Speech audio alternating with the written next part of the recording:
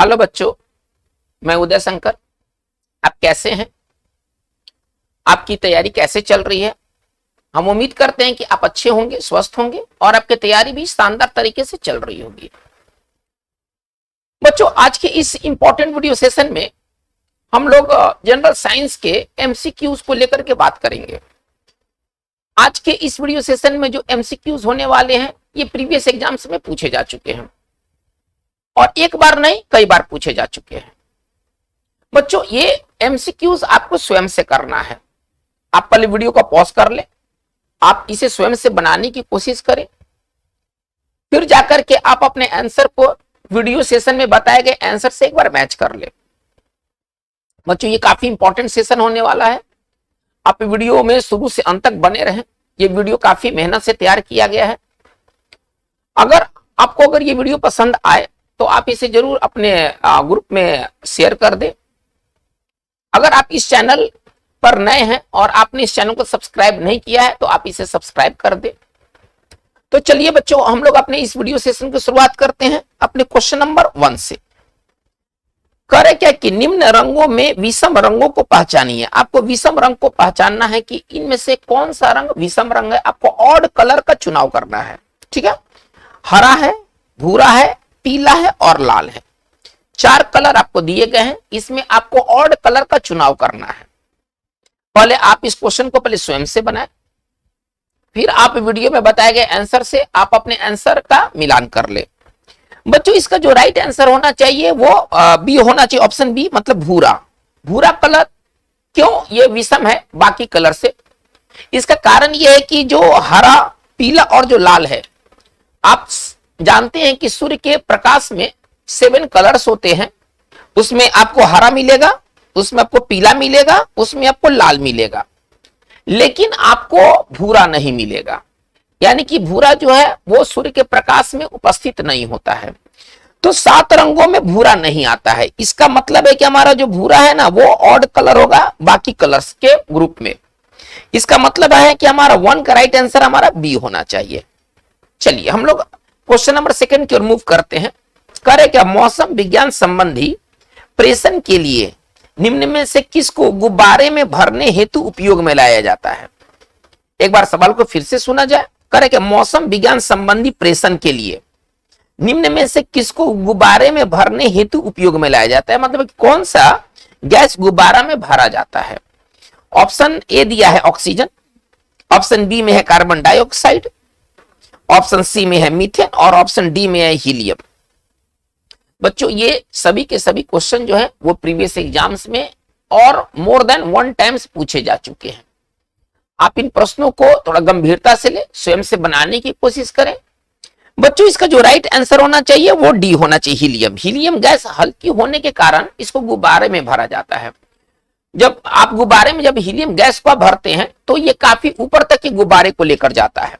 यही कारण है कि मौसम विज्ञान संबंधी यदि हमें कोई अगर इंफॉर्मेशन प्राप्त करना होता है तो गुब्बारों में हीलियम गैस भरा जाता है। इसका मतलब है कि हमारा 2 का जो राइट आंसर होना चाहिए वो डी होना चाहिए। आते हैं नेक्स्ट क्वेश्चन की तरफ। लिथोट्रिप्सी क्या है? बहुत इंपॉर्टेंट प्रश्न है, लिथोट्रिप्सी क्या है? चलिए, ऑप्शन ए करें कि पत्थरों पर लिखने की कला लिथोट्रिप्सी है। ऑप्शन बी में करें कि गुर्दे की पथरी, मतलब आप जिसको किडनी स्टोन कहते हैं, किरणों द्वारा तोड़ना लिथोट्रिप्सी है।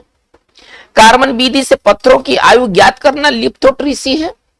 और गृह प्रयोग हेतु पत्थरों को तराशना लिथोट्रिप्सी है। लिथोट्रिप्सी क्या है? बच्चों, ये बहुत इंपॉर्टेंट सवाल है। बच्चों, इसका जो राइट आंसर होना चाहिए वो बी होना चाहिए। लिथोट्रिप्सी एक तरीका है, एक टेक्निक है जिसमें कि बीम द्वारा, किरणों द्वारा है ना, किडनी के स्टोन को ना ब्रेक किया जाता है, तोड़ा जाता है। इसी प्रक्रिया को लिथोट्रिप्सी के नाम से जाना जाता है। इसका मतलब है कि हमारा जो 3 का जो राइट आंसर होगा वो बी होगा। आते हैं क्वेश्चन नंबर 4 में। सवाल क्या कर रहा है? निम्नलिखित में से कौन सी नोबल गैस वातावरण में नहीं पाई जाती है? एक बार सवाल को फिर से सुना जाए। निम्न में से कौन सी नोबेल गैस है ना वातावरण में नहीं पाई जाती है? ऑप्शन ए में है आर्गन, बी में है क्रिप्टॉन, सी में है रेडॉन और डी में जिनॉन। कौन सी गैस वातावरण में नहीं पाई जाती है? बच्चों इसका जो राइट आंसर होना चाहिए वो रेडॉन होना चाहिए। रेडॉन को छोड़ करके आर्गन, क्रिप्टन और जिनॉन ये सभी के सभी वातावरण में पाए जाते हैं। और ये पीरियोडिक टेबल के 18th ग्रुप में ये जितनी नोबल गैस है ना, ये 18वें ग्रुप में ये आते हैं। ये पीरियोडिक टेबल के ये 18वें ग्रुप में ये आते हैं। ये सभी के सभी नोबल गैस हैं और इसमें जो रेडॉन है वो वातावरण में नहीं पाया जाता है। चलिए, तो इसका मतलब है कि 4 का राइट आंसर क्या होना चाहिए? सी होना चाहिए। आते क्वेश्चन नंबर 5 की ओर। कौन से पौधे में नाइट्रोजन स्थायीकरण की क्षमता, एक बार फिर से सवाल को सुना जाए। कौन से पौधों में नाइट्रोजन स्थायीकरण, जिसको हम कहते हैं नाइट्रोजन फिक्सिंग की क्षमता होती है? यानी कि इनमें से आपको चुनाव करना है कि कौन सा प्लांट नाइट्रोजन का मिट्टी में स्थायीकरण करता है। ठीक है, चलिए। चावल एवं गेहूं का फसल, मक्का एवं गन्ना का फसल, चना एवं अन्य दलहन का फसल और जूट और चावल का फसल। इसमें से कौन सा जो प्लांट होते हैं वो नाइट्रोजन फिक्सीकरण का, स्थायीकरण का काम करते हैं? बच्चों इसका जो राइट आंसर होना चाहिए वो चना एवं अन्य दलहन, जो दलहन के प्लांट होते हैं और जो चना का प्लांट होते हैं, ये नाइट्रोजन, ये वायुमंडल से नाइट्रोजन को लेकर के और नाइट्रेट के रूप में, है ना, नाइट्रोजन का नाइट्रेट के रूप में फिक्सिंग को ही नाइट्रोजन फिक्सिंग कहा जाता है। जो पेड़ होते हैं वो नाइट्रोजन को नाइट्रेट के रूप में बदल करके और इसे जमीन के अंदर इसको फिक्स करते हैं। तो बच्चों इसका जो राइट आंसर होना चाहिए 5 का राइट आंसर सी होना चाहिए। आते नंबर 6 में।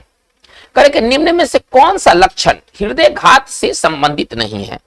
आपको 4 इसमें सिम्टम्स दिया गया है। एक सिम्टम्स, एक लक्षण का संबंध हार्ट अटैक से नहीं है। चलिए, ऑप्शन क्या क्या है आपके सामने? सीने में दर्द होना, पसीना एवं जी का मचलना, जी मचलना मतलब लगता है कि जी मचल रहा है, बाह में दर्द एवं झंझनाहट होना और टांगों में दर्द होना। इसमें से हमें ये चुनाव करना है कि कौन सा लक्षण का संबंध हार्ट अटैक से नहीं है। बच्चों इसका जो राइट आंसर होना चाहिए वो डी होना चाहिए। ठीक है ना। चलिए, जब हार्ट अटैक होते हैं तो सीना में भयंकर दर्द होता है। पहले तो आप ये समझ ले, भयंकर दर्द होता है सीना में। अच्छा, पसीना में तो ठंड के दिनों में भी ना बहुत जबरदस्त पसीना निकलने लगेगा। अगर गर्मी की तो बातें छोड़ दीजिए, ठंड में भी अगर हार्ट अटैक होते हैं ना तो पूरा का पूरा बॉडी एकदम पसीना से भर जाएगा। बाह में दर्द और झंझनाहट ये भी होगा, लेकिन टांग में दर्द नहीं होगा। टांग में दर्द का संबंध हार्ट अटैक से नहीं है। यानी कि राइट आंसर 6 का राइट आंसर जो होगा वो डी होगा। आइएगा नंबर 7 में। पपीता में मुख्यतः कौन सा विटामिन पाया जाता है? ठीक है, which vitamin is normally found in papaya? चलिए, vitamin A, vitamin B, vitamin C और विटामिन के। हमें यह चुनाव करना है कि पपीता में कौन सा विटामिन पाया जाता है। तो बच्चों इसका राइट आंसर होना चाहिए विटामिन ए। ठीक है ना, इसका राइट आंसर होना चाहिए विटामिन ए। विटामिन ए से ये भरपूर होता है। ठीक है ना, जो पपीता होता है वो विटामिन ए से भरपूर होता है। चलिए, हम लोग नेक्स्ट क्वेश्चन की ओर मूव करते हैं। सवाल क्या कर रहा है? ओजोन की परत मुख्यतः किस रसायन से नष्ट हो रही है? ओजोन की परत का नष्ट होना, ना, डिप्लीशन ऑफ ओजोन एक सीरियस कंसर्न हो चुका है। ये ग्लोबल कंसर्न बन चुका है, एक वैश्विक चिंता बन चुकी है। ओजोन में एक बहुत बड़ा छिद्र हो गया है। तो सवाल ये किस रसायन के कारण ऐसा हो रहा है? ऑप्शन दिया है सीएफसी, मीथेन गैस, एलपीजी और नाइट्रोजन गैस। बच्चों इसके लिए जो जिम्मेदार गैस है ना वो सीएफसी है। ओजोन के क्षय के लिए जो जिम्मेदार गैस है ना वो सीएफसी है, क्लोरोफ्लोरोकार्बन, जिसका पूरा नाम है क्लोरोफ्लोरोकार्बन। और इसके वजह से जो क्या हो रहा है, ओजोन में डिप्लीशन आ रहा है, ओजोन में क्षय हो रहे हैं, ओजोन की परत नष्ट हो रही है। यानी कि बच्चों इसका राइट आंसर क्या होना चाहिए? 8 का राइट आंसर ए होना चाहिए। आते हैं नंबर 9 में। सवाल क्या कर रहा है कि पानी के 4 डिग्री सेल्सियस पर शरीर तैरता है। यदि वाटर को अगर 4 डिग्री सेल्सियस पर रखा जाए या वाटर का तापमान यदि 4 डिग्री सेल्सियस है तो शरीर तैरता है। यदि तापमान 100 डिग्री सेल्सियस हो जाए तो क्या होगा? ठीक है, चलिए, शरीर डूब जाएगा, कोई परिवर्तन नहीं होगा, कुछ अधिक भाग पानी में डूबेगा, अधिक आसानी से तैरेगा। क्या होगा शरीर के साथ, क्या होगा? बच्चों ये बहुत इंपॉर्टेंट प्रश्न है, बहुत इंपॉर्टेंट ये क्वेश्चन है। और इस क्वेश्चन में कई तरह के प्रश्न अपने आप में इन्वॉल्व है, शामिल है। बच्चों इसका जो राइट आंसर होगा ना वो शरीर डूब जाएगा। होता क्या है कि जो ही वाटर का टेम्परेचर बढ़ेगा तो इसका डेंसिटी कम होगा, घनत्व कम होगा। अब शरीर का घनत्व से पानी का घनत्व कम हो जाएगा, जिसके कारण जो है ना शरीर डूब जाएगा। जब वाटर का जब डेंसिटी जब बॉडी के डेंसिटी से कम हो जाएगा तो जाकर के बॉडी जो है ना वो नीचे सिंक कर जाएगा, ड्रॉन कर जाएगा, यानी कि हमारा शरीर डूब जाएगा। हमारा राइट आंसर क्या होना चाहिए? 9 का राइट आंसर ये होना चाहिए, क्योंकि टेम्परेचर इंक्रीज करने से वाटर का डेंसिटी में कमी आएगी। चलिए हम लोग आगे मूव करते हैं नंबर 10 में। करें कि गेहूं की खेती के लिए कौन सा उर्वरक का उपयोग करेंगे? आप अगर गेहूं की खेती करते हैं उनमें से किस उर्वरक का उपयोग करेंगे? नाइट्रोजन, पोटासियम, तांबा और लोहा। 4 ऑप्शन आपके समक्ष है। नाइट्रोजन का प्रयोग करेंगे, आप पोटासियम का प्रयोग करेंगे, आप तांबा का प्रयोग करेंगे और आप लोहा का प्रयोग करेंगे। बच्चों इसका जो राइट आंसर होना चाहिए वो नाइट्रोजन होना चाहिए। 10 का राइट आंसर नाइट्रोजन होना चाहिए। और इसका सबसे बढ़िया जो स्रोत है नाइट्रोजन का, अगर सबसे बढ़िया जो स्रोत है वो है यूरिया, और वह है सबसे बढ़िया जो स्रोत है नाइट्रोजन हमें कहां से मिलेगा? तो यूरिया से, जो उसका बेस्ट सोर्स है। तो बच्चों इसका 10 का राइट आंसर हमारा ए बनेगा। आते हैं नंबर 11 में। करें कि रसोई गैस किनका मिश्रण है? चलिए ये सवाल बहुत बार पूछा गया है, छोटे एग्जाम से लेकर बड़े एग्जाम्स तक में, सभी प्रकार के एग्जाम्स में सवाल आया है। करें कि रसोई गैस किसका मिश्रण है? कार्बन मोनोऑक्साइड और कार्बन डाइऑक्साइड का मिश्रण है, ऑप्शन ए। ब्यूटेन और प्रोपेन का मिश्रण है, ऑप्शन बी। मीथेन और एथिलीन का ऑप्शन मिश्रण है, ऑप्शन सी। और कार्बन डाइऑक्साइड और ऑक्सीजन का मिश्रण है, ऑप्शन डी। बच्चों ये काफी और काफी इंपॉर्टेंट प्रश्न है। इसका जो राइट आंसर होना चाहिए वो होना चाहिए ब्यूटेन और प्रोपेन, ठीक है ना। यही ब्यूटेन और प्रोपेन जो होता है ना वो एलपीजी गैस के रूप में होता है। तो ये जो रसोई गैस किनका मिश्रण है? तो ये ब्यूटेन और प्रोपेन का मिश्रण है, यानी 11 का राइट आंसर हमारा बी होना चाहिए। आते हैं हम लोग 12 में। करके प्लाज्मा में रक्त का प्रतिशत होता है, प्लाज्मा में कितना रक्त पाया जाता है? तो बच्चों इसका जो राइट आंसर होना चाहिए वो होना चाहिए डी होना चाहिए। हालांकि ऑप्शन ए दिया 60%, बी दिया है 70%, सी दिया 80% और डी दिया 90%। इसका जो राइट आंसर होना चाहिए वो 90% होना चाहिए। 12 का राइट आंसर हमारा डी होगा। आइएगा नंबर आगे बढ़ते हैं। करें निम्न में से किसे जंगल की आग कहा जाता है? जंगल की आग किसको कहा जाता है? बोहिनिए वेरीगेटा, जेकेरांडा मेमोसाफोलिया, ब्यूटिया मोनोएस्पर्मा और टेक्टोना ग्रांडिस। इसमें किसको जंगल की आग के नाम से जाना जाता है? बहुत ही थोड़ा सा सीरियस सवाल है, स्तरीय सवाल है, तो आप टाइम लीजिए इसको बनाने के लिए। बच्चों इसका जो राइट आंसर होना चाहिए वो होना चाहिए ब्यूटिया मोनोएस्पर्मा। ब्यूटिया मोनोएस्पर्मा ढाक का, देखिए ढाक है ना, वो ढाक का फूल, ढाक का फूल का जो बॉटेनिकल नेम है ना वो है आपका ब्यूटिया मोनोएस्पर्मा। ढाक के फूल जो होते हैं ना ये लाल पीले कलर के होते हैं।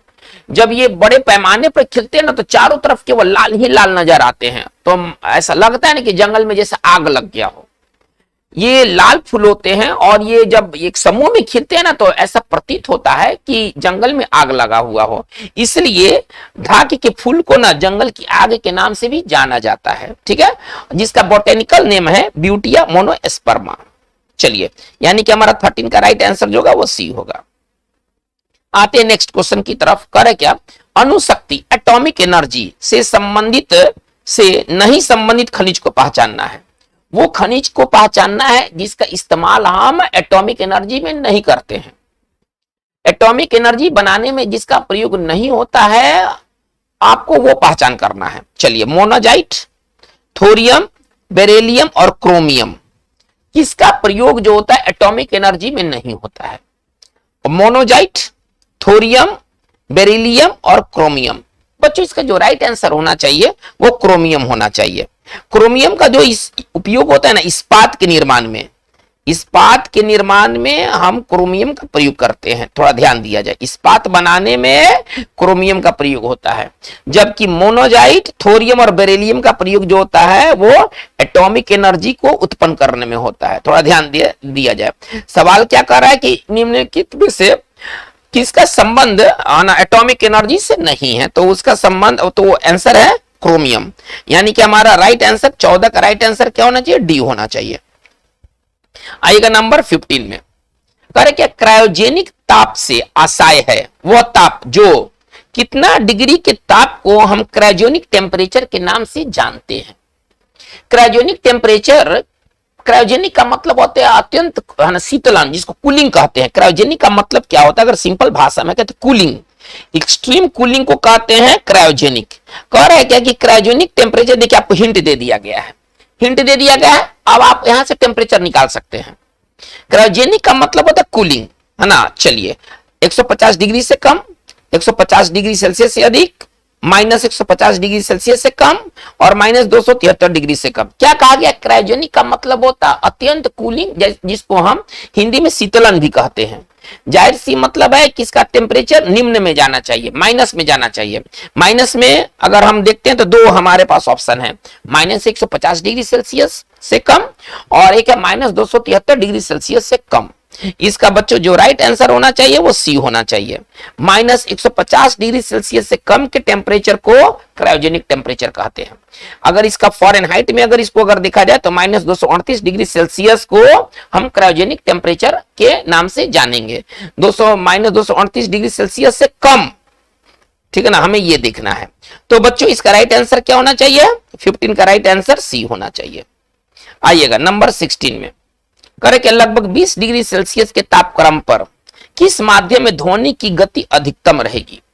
यदि 20 डिग्री सेल्सियस दिया जाए तो ध्वनि की गति अधिकतम किस माध्यम में होगी, हवा में, ग्रेनाइट में, पानी में और लोहा में।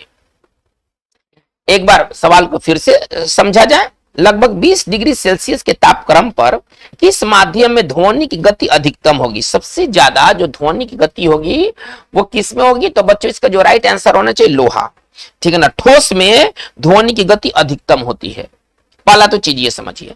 और जब तापमान बढ़ाया जाता है, जब तापमान बढ़ता है तो गति और तेज हो जाती है, गति और तेज हो जाती है। तो इसका जो राइट आंसर होना चाहिए 16 का राइट आंसर डी होना चाहिए। तापमान बढ़ने से गति बढ़ती है, हवा में यदि तापमान बढ़ा दिया जाए, हवा के को गर्म कर दिया जाए तो ध्वनि की गति अधिक होगी, ठीक है। अच्छा, ध्वनि की गति अगर ठोस, द्रव और गैस में कहा जाए तो ठोस में सबसे अधिक आपको मिलेगा और उसमें धातु है लोहा, ठीक है ना। इसमें ध्वनि की गति बाकी तीनों माध्यम से ज्यादा होगी। तो हमारा जो 16 का राइट आंसर हमारा जो होगा वो डी होगा। आइएगा नंबर 20 में आते हैं। नंबर सॉरी, थोड़ा सा यहाँ मिस्टेक हो गया है, थोड़ा सा सीरियल में थोड़ा सा, इसको 20 नहीं होना चाहिए, इसको ये 16 था, 17 होना चाहिए। चलिए ये क्वेश्चन नंबर हमारा रहा 17। चलिए 17 क्या कर रहा है, सवाल को एक बार फिर से देखा जाए। करेंगे पानी में निम्न में से एक, है ना, ठीक है ना। चलिए एक बार फिर से सवाल को सुना जाए। पानी में निम्न में से एक की अधिक मात्रा में उपस्थिति से ब्लू बेबी सिंड्रोम होता है। मतलब किसकी उपस्थिति से, पानी में किसकी उपस्थिति से, एक बार सवाल को फिर से समझा जाए। पानी में किसकी उपस्थिति से ब्लू बेबी सिंड्रोम नामक बीमारी होती है। इसमें जो नवजात शिशु के ना शरीर में ना ब्लूइश हो जाता है, नीला पड़ जाता है, क्योंकि शरीर में ना ऑक्सीजन की सांद्रता में कमी आ जाती है, इसलिए शरीर नीला पड़ जाता है। तो पानी में क्या अधिक होने से ऐसा होता है, फॉस्फेट, सल्फेट, कार्बोनेट्स और नाइट्रेट्स। बच्चों इसका जो राइट आंसर होना चाहिए नाइट्रेट होना चाहिए। पानी में अधिक नाइट्रेट्स होने की वजह से ब्लू बेबी सिंड्रोम होता है, ठीक है। यानी कि हमारा 17 का राइट आंसर डी होगा। चलिए आते हैं हम लोग 18 की तरफ, आते हैं हम लोग 18 की तरफ। चलिए हमारा 18वां सवाल क्या है भाई, थोड़ा सा एक बार देखा जाए। फिरोमन्स पाए जाते हैं, फिरोमन्स किस में पाए जाते हैं। चलिए ऑप्शन ए है कीटों में, बी है सांपों में, सी है पक्षियों में और डी है चमगादड़ में। फिरोमन्स किस में पाए जाते हैं, तो बच्चों इसका जो राइट आंसर होना चाहिए वो कीटों में, ठीक है ना। फिरोमन्स कीटों में पाया जाता है। फिरोमन्स क्या होता है, एक रसायन होता है। फिरोमन्स क्या होता है, एक रसायन होता है जो कीट अपने शरीर से बाहर निकालते हैं और अपने अपोजिट सेक्स को, ना जो विषम लिंगी है ना, उसको अट्रैक्ट करने के लिए ऐसा करते हैं। जो कीट होते हैं अपने अपोजिट सेक्स को अट्रैक्ट करने के लिए अपने शरीर से फेरोमोन्स का सिक्रेशन करते हैं, स्राव करते हैं। फेरोमोन्स क्या, एक रसायन है जो कीटों के बॉडी से निकलता है। ये कीट अपने बॉडी से फेरोमोन्स का स्राव करके अपने अपोजिट इंसेक्ट को अट्रैक्ट करते हैं। तो इसका मतलब है कि 18 का राइट आंसर हमारा ए होना चाहिए। आइएगा नंबर 19 में, ठीक है ना। ये थोड़ा सा नंबरिंग रॉन्ग हो गया, इसको करेक्ट कर लिया जाए। चलिए ये 19 है आपका।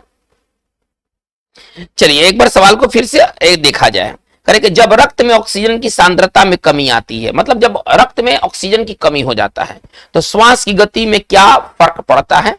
श्वास की गति कम हो जाती है, श्वास की गति बढ़ जाती है, श्वास मतलब परिवर्तित नहीं होती, जैसा है वैसा रहेगा, और पहले घटती है फिर बढ़ती है। क्या होता है यदि रक्त में ऑक्सीजन की सांद्रता में कमी आती है? तो क्या होता है बच्चों, इसमें क्या होगा कि श्वास की गति बढ़ जाएगी, क्योंकि अब शरीर, अब ब्लड को क्या है ना कि ब्लड में तो ऑक्सीजन की कमी है, तो बाहर से ऑक्सीजन आपको लेना है। तो बाहर से जब ऑक्सीजन लेना है तो आपको तुरंत सांस लेना होगा, तो सांस की गति जो होगी वो बढ़ जाती है। ऐसी अवस्था में सांस की गति बढ़ जाती है। 19 का राइट आंसर हमारा बी होगा। आते हम लोग 20 नंबर में।